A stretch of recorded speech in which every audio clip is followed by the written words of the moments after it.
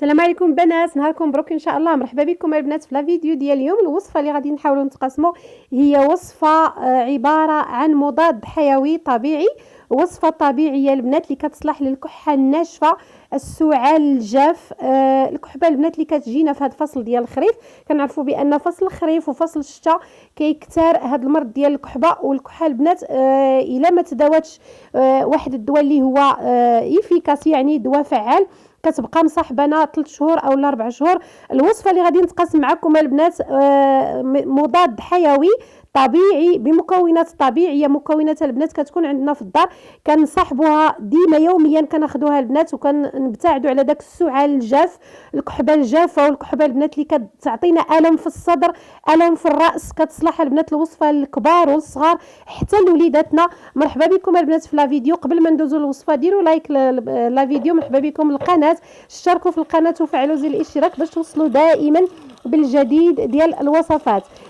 بالنسبه للوصفه ديالنا ديال اليوم البنات اللي كتصلح للكحه الجافه، وصفه معالجه للسعال المزمن، الكحبه البنات اللي كتجينا كتعطينا الم في الصدر اللي كتبقى مصاحبنا في فتره ديال الخريف والفتره ديال الشتاء.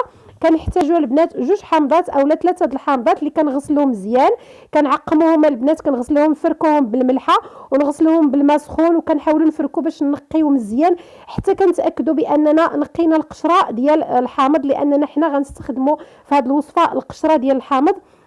لانه القشره د الحامض كتمركز فيها لا فيتامين سي بقيمه عاليه، وكنستافدوا من دوك الزيوت الطياره اللي كاينه على وجه ديال القشره ديال الحامض. كتشوفوني كنفركهم البنات.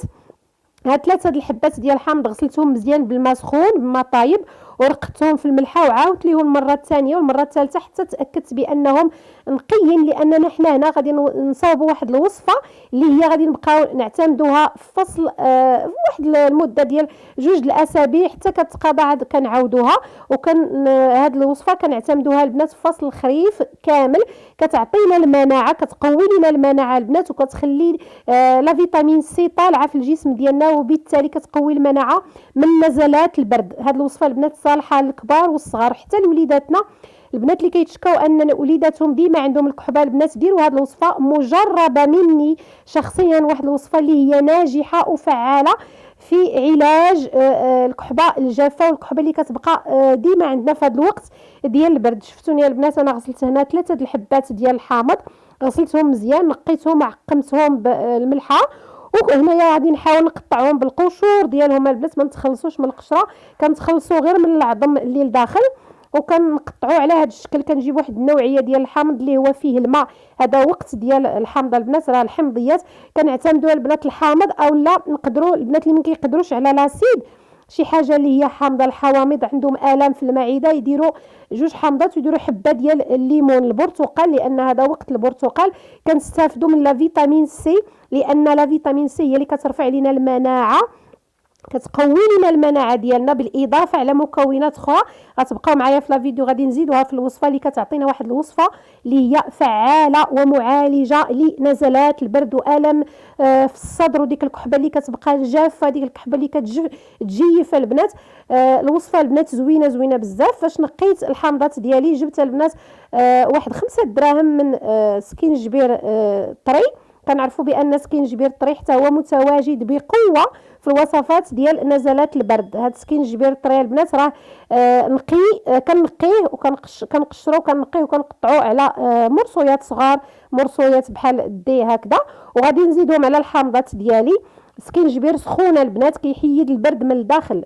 عن تجربه سكينجبير فيه كيمتاز ان فيه فيتامينات كثيره ومواد اللي كتعطينا كتسخن لنا الجسم، وبالتالي كيقوى لنا الجهاز المناعي، كيقوى ما كيخليناش نكونوا ضعاف قدام البرد. بحال هكا الا ضربات الشتاء، صبات الشتاء علينا برا او لا ضربنا البرد، كيكون الجسم عنده مناعه قويه.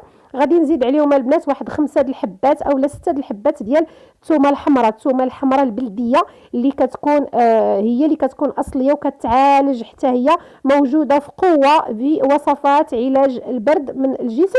راه تقاسمت معكم البنات في اول ديال القناه ديالي وصفه روعه اللي نعتمدوا عليها على الثومه الحمراء، كتخرج لنا البرد من الرحم، من المصران ديالنا. البنات هاد الثومه راها زوينه حتى هي وفعاله، وواحد المكون اللي هو كيعتمدوا عليها امهاتنا وجداتنا اللي اخراج البرد، وكتحيد حتى الغازات البنات من الرحم. غادي نحاول نتقاسم معكم وصفات اخرى بهاد الثومه البنات. الثومه الحمراء زوينه بزاف، كتعطينا حتى هي كترفع علينا المناعه في الجسم، وكتخلي كتخلي هاد الوصفه قويه لعلاج اللي كتصبح الجسم عنده مناعه قويه. انا المكونات ديالي بثلاثه: الحامض اللي قطعناه صغير، وسكينجبير خضر اللي قطعناه حتى هو صغير، ودوك 4 الحبات اولا 5 ديال الثومه. كنطحنوهم البنات حتى كنحصلوا على واحد العجين اللي هو متجانس، خلطه متجانسه، خلطه سهله وكتولي ملسه يعني رطبه. سمحوا لي البنات اللي كنعتمدوا. غادي نزيدوا عليها مكونات اخرى من طبيعه الحال باش غادي نكونوا هذه الوصفه ديالنا. غادي نحاولوا نديروها في واحد القرعه اللي هي معقمه نقيه من طبيعه الحال، قرعه اللي فيها غادي تبقى هذه الوصفه، وغنحتفظوا بها غير في الثلاجه، غير في الكوزينه ديالنا، ما نحتاجوش نديروها البنات في الثلاجه. الوصفه البنات كنعتمدوها يوميا، يا اما في الصباح على الريق او لا حتى في الليل، وقت ما خدينا معلقه منها كندوبوها في ماء سخون، كتعطينا البنات واحد المشروب اللي هو روعه. مشروب عباره عن وصفه او مضاد حيوي طبيعي للجسم. العنصر الاساسي اللي غادي نزيد عليه البنات هو العسل الحر، واخا تكون غير عسل الليمون، المهم انها تكون عسل بيو طبيعي. عسل كنعرفوا بان العسل البنات، العسل هو شفاء لكل دواء. واحد هاد العسل البنات ما شاء الله ديري غير معلقه ديال العسل في كاس ديال الماء سخون وتشربيه على الريق البنات، راه كيزول لينا بزاف، كيسخن لينا الجسم ديالنا، كيرفع لينا المناعه، كيزول لينا البرد حتى من المصارن ديالنا. البنات اعتمدوا وصفات طبيعيه احسن من مجربه، احسن من الدويات. كنعرفوا بان شي حاجه طبيعيه الا ما نفعاتك ما غاديش تضرك. الوصفه البنات ناجحه وفعاله ومجربه مني البنات، انا كنعتمدها.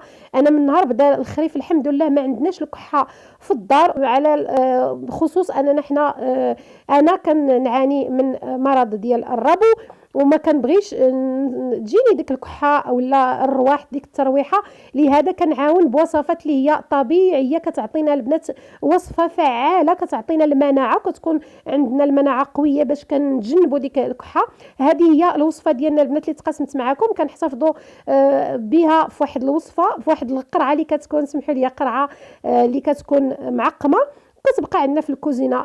سواء بغينا ناخذوا معلقه في كاس ديال الماء سخون اولا كاس ديال اتاي. بالنسبه للوليدات كتخلطي هكذا القرعه وكتعطيهم معلقه صغيره في كاس ديال اتاي، وكيشربوها البنات يا اما على الريق اولا في العشيه اولا في الليل.